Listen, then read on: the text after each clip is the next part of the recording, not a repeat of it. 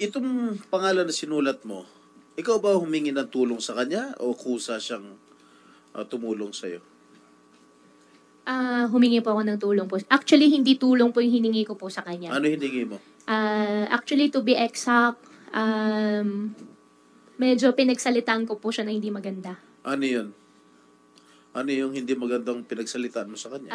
Sayang kung kailan po, hindi ko po talaga siya pwede i-disclose po sa public. Bakit mo siya pinagsalitaan ng hindi maganda tapos siya tumulong sa'yo, nag-facilitate ng transport ng pagtakas mo rito sa Pilipinas? Opo, Sen. Hindi ko lang talaga siya pwede i-discuss Hindi po nga, sa public. ang tanong ko sa'yo, pinagsalitaan mo siya na masama, pero siya ang nag-facilitate nung pagtakas mo rito sa Pilipinas. Kung pinagsalitaan mo siya ng masama, siyempre ako, pag pinagsalitaan mo masama, hindi na kita tutulungan. Diba? SP Pro Temp, bago sumagot, sana, si Miss Alice, the Chair would like to recognize yung presensya ni Sen Migs. Salamat sa iyong pagdalo. Salamat kayo. At si Sen Bongo. Salamat. Pakisagot na yung tanong ni SP Pro Temp. Kinailangan pa niyang itanong ng 2 beses. Oo nga po eh. Pero katulad po nung na-mention ko po kanina, hindi ko po talaga siya pwede i-disclose lang po sa public. Madam Chair, isa lang. Bago si Sen Bong Revilla, the Chair would like to appreciate the presence of Sen Grace. Salamat po. Yes, Isa lang, Alice, okay. SP Sandali lang. Pro Temp Alice, una and then Sen Bong.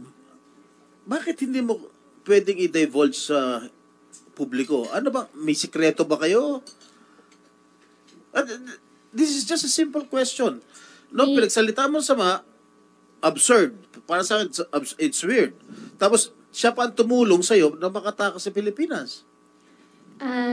Sen, it's really about security na po talaga. Di ba you feel safe? You're under the custody of the Philippine National Police. Yes po. You're under the custody of NBI. Now Opo. you're under the custody of the Senate. And Opo. we will protect you. Opo. Oh, why don't you want to divulge everything here? Sen, you know. andito po ako, safe na safe po ako, alam ko po Oh, yes. yun. Pero pagkatapos po ng session, paano po ako? Yun lang, doon po ako nag-worry, kaya ayaw ko po mag-disclose po sa public. Nandyan ang police, nandyan ang NBI. We will protect you. Just as long as you tell the truth. At saka Miss Alice, yung papel, yung pangalan na sinulat mo sa papel, actually lumabas na yung pangalan niya sa hearing eh. Tinanong ko na kayo tungkol sa taong yan. Nasaan ba siya ngayon? As of today, hindi ko po alam na saan po Nasa siya. Taiwan, Sen. Madam Chair. Okay, SP Pro Temp. Okay, isa lang, isa lang. Itong taong binanggit mo. In line with ano? Yes, oo. Itong taong sinulat mo, holder ng 5 passport to. Are you aware of it? Sen, hindi po ako aware na holder Yes, po siya eh. ng 5. Holder ng passport ng Kits, Nevis, China, Cyprus, Dominica, tsaka Cambodia. He's a holder of 5 passports. And based from the information I received, he's now in Taiwan. Now, please, ako nakikiusap ako sa iyo. Kami sa committee to nakikiusap sa iyo na magsabi ka lang ng buong katotohanan. We are here to ferret out the truth. The whole truth and nothing but the truth. Yung tanong ko lang sa iyo napakasimple. Sino ang humingi ng tulong? Ikaw ba humingi ng tulong dito sa taong yung pangalan sinulat mo? Sige na. Sen, hindi po tulong po yung hiningi ko po sa kanya talaga. So Pinagsalitaan ko po talaga siya na hindi maganda. Ano nga? Doon po nag-start. Why did he or she felicitate your escape from the country? Kung pinagsalitaan mo siya na masama. Yun lang naman eh. Okay. Bakit siya Siguro nag-facilitate? po dahil isa na rin na sa tingin ko lang po, no, baka nagigilty na rin po siya. Nagigilty saan? Opo. Isa na nangyayari po ngayon sa akin. Dahil, Tingin ko lang po. bakit siya nagigilty? Bakit siya nagigilty? Sen, kung okay lang po na hindi ko po siya It's not disclose po okay. sa It's not public. okay with me. Ikwento mo na. Total, nandito na tayo lahat. Pasensya na po, Sen. I refuse to answer po for my own safety po. SP Pro Temp, gusto mag-interject Yung ni safety Sen mo, Bong. sagot na namin. Sagot Isa na lang, ng sagot. PNP. Isa lang tanong, isa lang. Isa lang. With the indulgence of SP Pro Temp, Ah. Sen Bong. Jing, isa lang, isa lang. Tumakas ka ba o itinakas ka? difference? Ikaw ba yung tumakas, Miss Ikaw Alice? ba O yung taong tumakas ito o sa papel, itinakas ka? tinakas ka niya?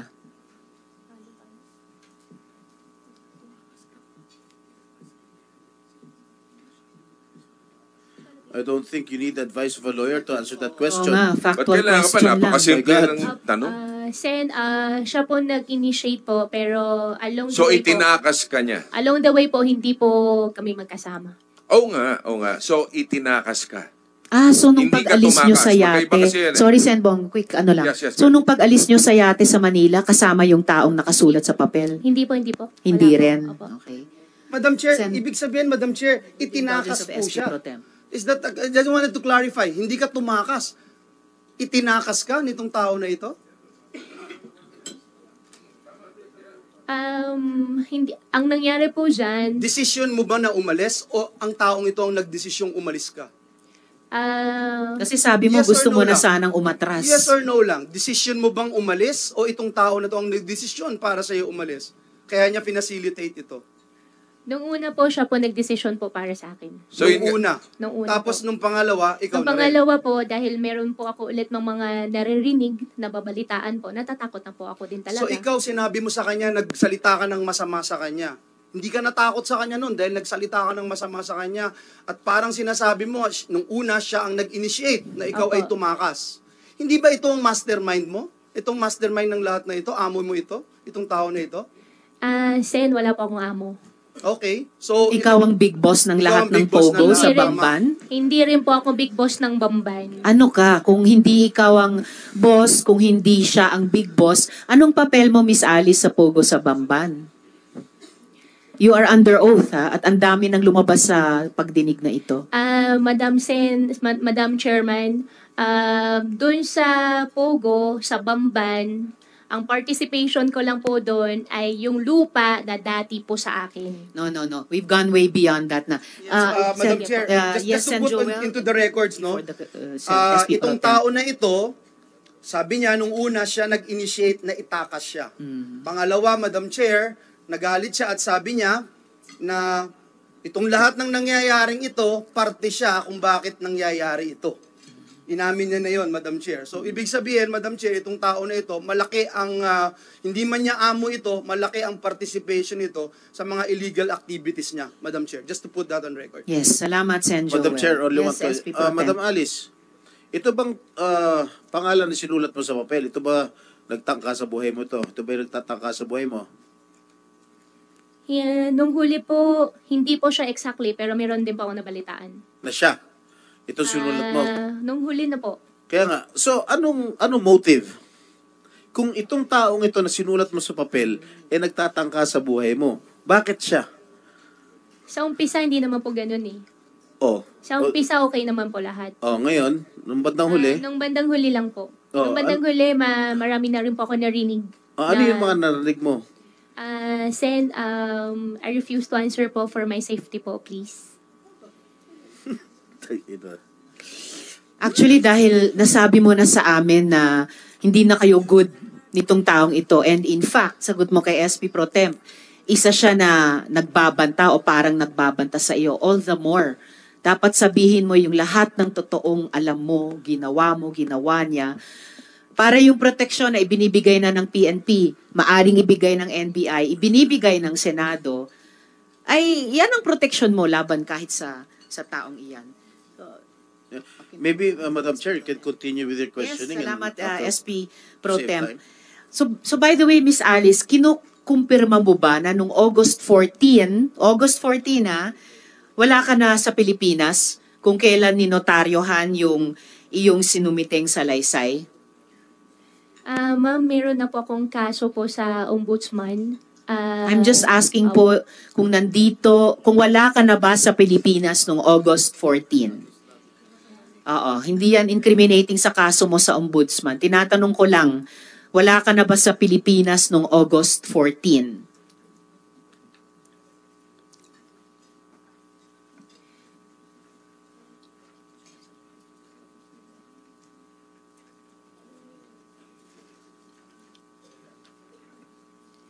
Sen, under investigation na po yung issue po about po doon. No. I'm just asking, nandito ka ba sa Pilipinas noong August 14?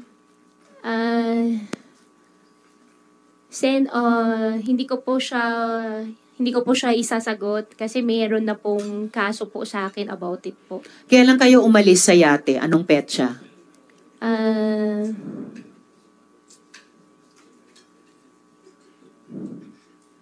Yan yung mahirap pag hindi nyo na lang sinasagot diretso mga diretsong tanong eh. Kailangan yung reviewin ano ba yung naunang naging sagot nyo para swak pa rin. Anong petsa nung pag-alis nyo sa yate? to be exact, hindi ko po alam yung anong date po talaga, pero Anong July buwan? po yun. July. Opo. Oo. So, before August 14, umalis kayo sa yate. Tama? Tama. July comes before August. Opo, July po kami sumakay sa yate po. Right. Okay. Sabi nyo sa isang media interview, kilala mo si Attorney Galicia. Paano mo siya nakilala? Hindi po ako nagpa-interview po, Madam Chair. Basta, sinabi mo sa isang media interview, Wala po. marami ka ng interviews, alam ko po yon. Paano mo nakilala si Attorney Galicia? Madam Chair, wala po akong sinabihan po na ganun sa interview po. Kilala Wala mo kasi- ba si Attorney Galicia? Madam Chair, I invoke my right po. I'm just asking. Parang tinanong mo ako, Risa, kilala mo ba si Sen Sherwin? Kilala mo ba si Sen Doroy? Tinatanong lang kita, Miss Alice. Kilala mo ba si Attorney Galicia? Sen, kausapin ko lang po saglit yung counsel po. My God. Si Attorney Galicia ay naging resource person na rin po namin dito sa hearing na ito. So, siguro naman out of the two answers na pwede niyong ibigay sa chair, totoo ang sasabihin niyo.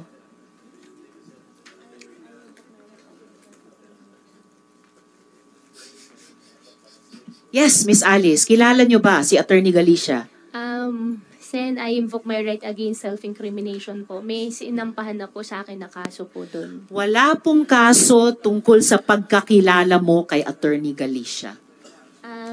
Wala. May issue na po about po doon kay Attorney Galicia po, yung sa ombudsman May cases. issue. I am only asking you kung kilala nyo si Attorney Galicia. Sabihin nyo lang, kilala ko siya or hindi ko siya kilala.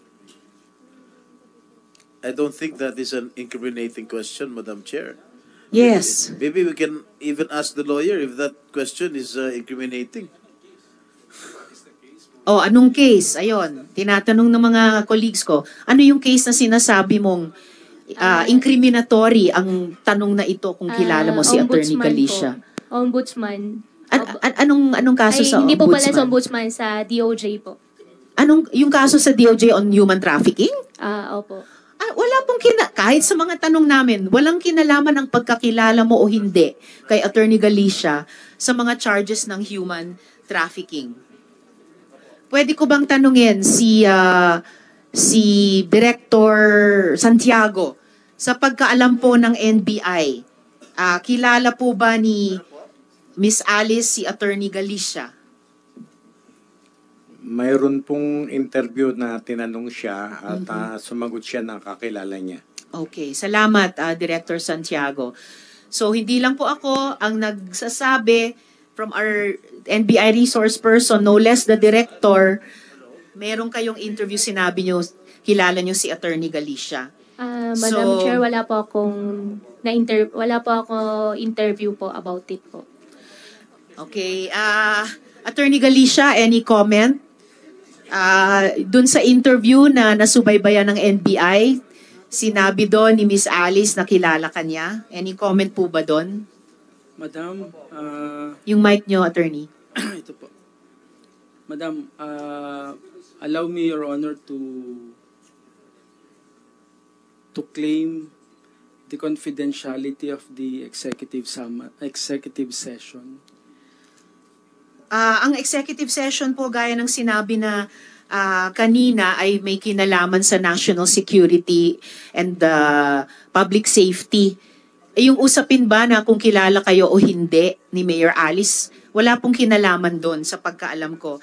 Attorney, I really hate to do this to you, pero it's clear, at least to our committee, na you notarized the affidavit of an affiant who was not within the jurisdiction of the Philippines. At kung hindi mo sasabihin ang buong katotohanan and explain yourself, I'm sorry, pero nagmumukhang you will be left holding the bag. You will be left holding the bag, Attorney Galicia. At yung executive session po na sinasite nyo, Attorney Galicia, para ipaalala lang sa inyo, ay sa pagitan nung binanggit mo in open hearing na Kaalan at yung Senado. Ha? So, at sabi mo, isang alias Alan ang nagbigay sa iyo ng affidavit ni Miss Alice. Alam mo ba ang dahilan kung ba't niya finacilitate ang affidavit ng isang tao na klarong wala naman dito noon? Who was he doing it for, Attorney? Senator, hindi ko po alam yun. Alin po ang hindi mo alam? Yung dahilan o who yun was he po. doing it Yun for? pong dahilan na sinasabi po nila. Hindi mo alam yung dahilan nung pag-facilitate niya. So who was he facilitating for? Who was he doing it for? Wala po akong idea nun, Senator. Wala rin kayong idea who he was doing it for. Okay. Susunod kong tanong, balik po ako kay Miss Alice. Miss Alice, gaya ng siguro alam nyo na, si Miss Sheila Guo, previously in-identify nyo bilang kapatid nyo, nag-testify na po siya dito sa Senado. Tinanong ko sa kanya nung hearing kung kilala niya si Mayor Liseldo Calugay. At ang sabi niya, si Mayor Calugay ay kaibigan mo daw. Pwede mo bang i-describe kung ano yung ugnayan mo, ano yung relasyon mo kay Mayor Calugay? Madam Chair, kakilala, kaibigan po. Kakilala at kaibigan. Alam ba ni Mayor Calugay na simulat sa poll na umalis ka ng Pilipinas nung first or second week of July? Inulit mo rin lang, kanina lang, July ka umalis. Alam ba niya yon? At isa ba siya na sinabihan mo na paalis ka sa Pilipinas? Madam Chair, hindi po. Wala siyang Alin ang alam, hindi? wala rin po akong pinagsabihan. So, hindi niya alam na umalis ka at hindi mo rin siya sinabihan. Akala ko ba kaibigan mo siya? Bakit hindi mo man lang siya sinabihan? At paano hindi niya alam? Wala po akong pinagsabihan kahit sino po for my own safety na rin po. Wala kayong sinabihan. To your knowledge, Miss Alice, tumulong ba si Mayor Calugay sa pag-facilitate dun sa notarization ng affidavit nyo kahit absent kayo nung panahong yon? Wala po akong alam na tinulong po sa akin ni Mayor Calugay po. Particular dun sa pagpapanotorya ng affidavit kahit wala ka, tumulong ba si Mayor Calugay dun sa facilitation na iyon? You are under oath, Miss Alice. Opo, I'm under oath. About po doon sa question nyo po, I invoke my right po. At tungkol naman po doon kay Mayor Calugay po, wala po siyang tinulong po sa akin. Ano yung ini-invoke nyo ng right?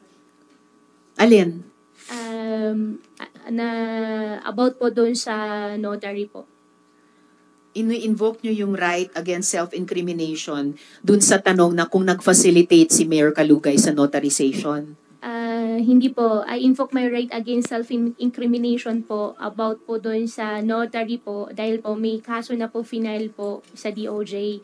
Pero yung about naman po kung may alam po si Mayor Dong, wala po siyang matagal ko na po hindi siya nakakausap actually. Matagal. Kailan kayo huling nag-usap? Matagal na po.